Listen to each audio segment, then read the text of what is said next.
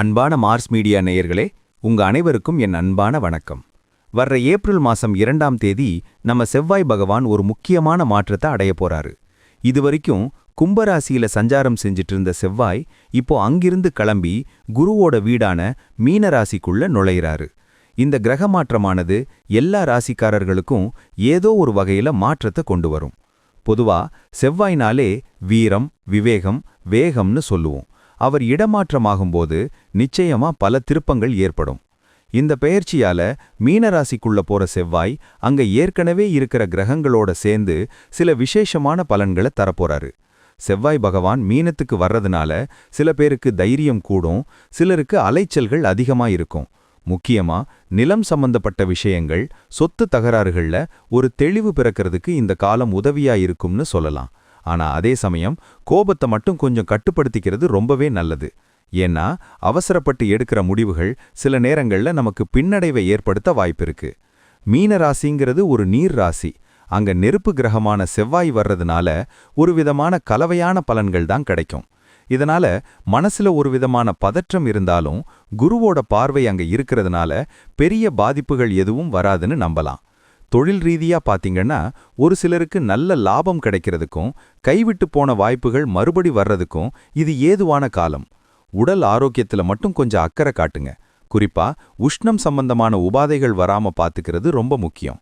கடைசியா பார்த்தா இந்த செவ்வாய் பெயர்ச்சிங்கிறது ஒரு பக்கம் சவால்களை கொடுத்தாலும் இன்னொரு பக்கம் வெற்றிக்கான வழியையும் காட்டும். எந்த ஒரு காரியத்தையும் நிதானமா யோசிச்சு செஞ்சா கண்டிப்பா இந்த காலத்துல நல்ல முன்னேற்றத்தை அடைய முடியும்.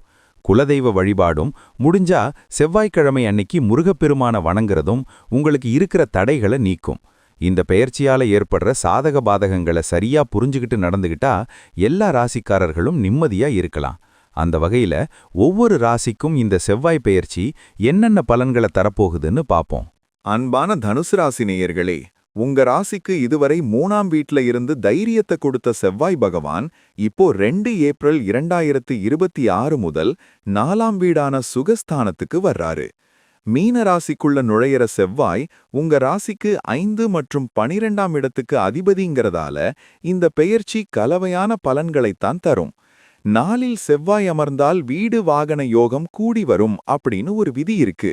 அதனால இந்த காலகட்டத்துல சொத்துக்கள் வாங்கிறது அல்லது வீட்டை புதுப்பிக்கிறது மாதிரியான சுப விரயங்கள் உங்களுக்கு அதிகமா நடக்க வாய்ப்பிருக்கு.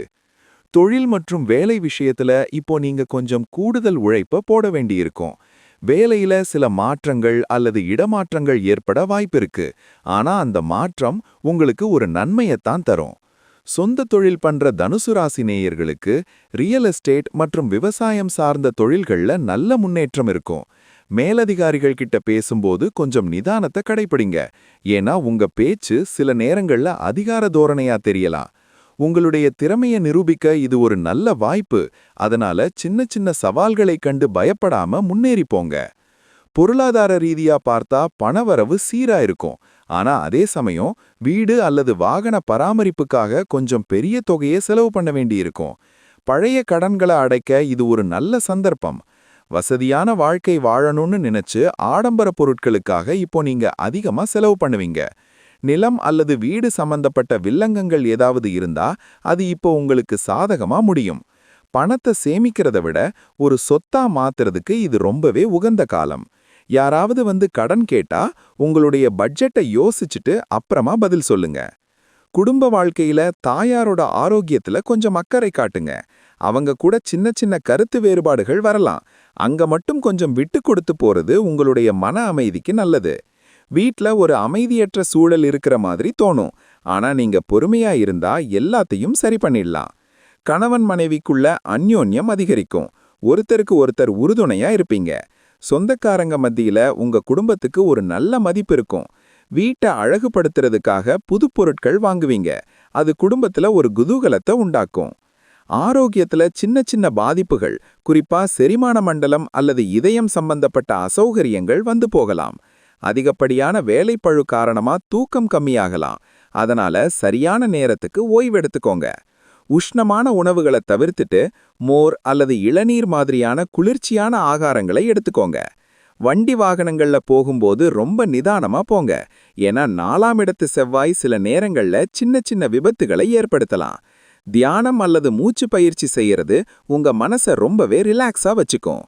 மாணவர்களுக்கு இது ஒரு சுமாரான காலம்னு தான் சொல்லணும். படிப்புல ஆர்வம் இருந்தாலும் வீட்ல இருக்கிற சூழ்நிலைகளால கவனம் சிதற வாய்ப்பிருக்கு. முடிஞ்ச வரைக்கும் தனிமையில இருந்து படிக்க முயற்சி பண்ணுங்க. போட்டித் தேர்வுகள் எழுதுறவங்க ரொம்ப கடினமா உழைச்சாதான் நல்ல மார்க் எடுக்க முடியும். ஆசிரியர்களோட ஆலோசனைகளை கேட்டு நடக்கிறது உங்களுக்கு ஒரு தெளிவை கொடுக்கும். உயர்கல்விக்காக முயற்சி பண்றவங்களுக்கு சில இழுபறிகளுக்கு அப்புறம் நல்ல செய்தி வந்து சேரும். உங்களுடைய லட்சியத்துல உறுதியா இருங்க. விடாமுயற்சி தான் இப்போ உங்களுக்கு பெரிய கை கொடுக்கும். நட்சத்திர பலன்களை பார்த்தா மூல நட்சத்திரத்துல பிறந்தவங்களுக்கு இந்த பெயர்ச்சி சில பொறுப்புகளை கூட்டும். நிதானமா செயல்பட்டா காரியம் கைகூடும். பூராடம் நட்சத்திரத்துல பிறந்தவங்களுக்கு பயணங்கள் மூலமா அலைச்சல்கள் இருந்தாலும் அதுக்கான லாபம் ஓரளவுக்கு கிடைக்கும். உத்தராடம் நட்சத்திரத்துல பிறந்தவங்களுக்கு கோபம் அதிகமா வரும். அமைதியா இருக்கிறது தான் உங்களுக்கு நல்லது. 3 நட்சத்திரக்காரர்களுக்கும் இந்த செவ்வாய் பெயர்ச்சி ஒரு பாடத்தை கத்துக் கொடுக்கும். அந்த அனுபவத்தை வச்சு நீங்க உங்க வாழ்க்கையை இன்னும் சிறப்பா மாத்திக்கலாம். பரிகாரம்னு பார்த்தா செவ்வாய்க்கிழமை தோறும் அம்மன் கோவிலுக்கு போய் வழிபாடு பண்றது ரொம்ப விசேஷம். துர்க்கை அம்மனுக்கு எலுமிச்சப்பழ தீபம் ஏத்திட்டு வந்தா உங்களுடைய தடைகளெல்லாம் நீங்கும். அதே மாதிரி முருகப்பெருமானுக்கு செவ்வரளி பூவால அர்ச்சனை செஞ்சுட்டு வாங்க. ஏழை எளியவங்களுக்கு சிகப்பு நிற உணவோ அல்லது பருப்பு வகைகளோ தானமா கொடுக்கலாம். வீட்ல கந்தசஷ்டி கவசம் பாராயணம் பண்றது உங்களுக்கு ஒரு பெரிய பாதுகாப்பு கவசமா இருக்கும். உங்களுடைய குலதெய்வத்தை மனதார வேண்டிக்கோங்க. அதுவே உங்களுக்கு ஒரு பெரிய பலத்தை கொடுக்கும். 4ஆம் இடத்து செவ்வாய் சில நேரங்கள்ல உங்களுடைய சுகத்தை குறைக்கலாம். அதாவது நிம்மதியான தூக்கத்தை கெடுக்கலாம். அதனால மத்தவங்க விஷயத்துல தலையிடாம உங்க வேலையில மட்டும் கவனம் செலுத்துங்க.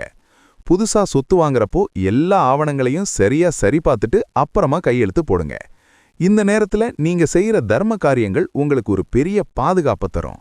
முடிஞ்ச வரைக்கும் அசைவ உணவுகளை தவிர்த்துட்டு சைவ உணவுக்கு மாறுறது உங்க ஆரோக்கியத்துக்கு நல்லது.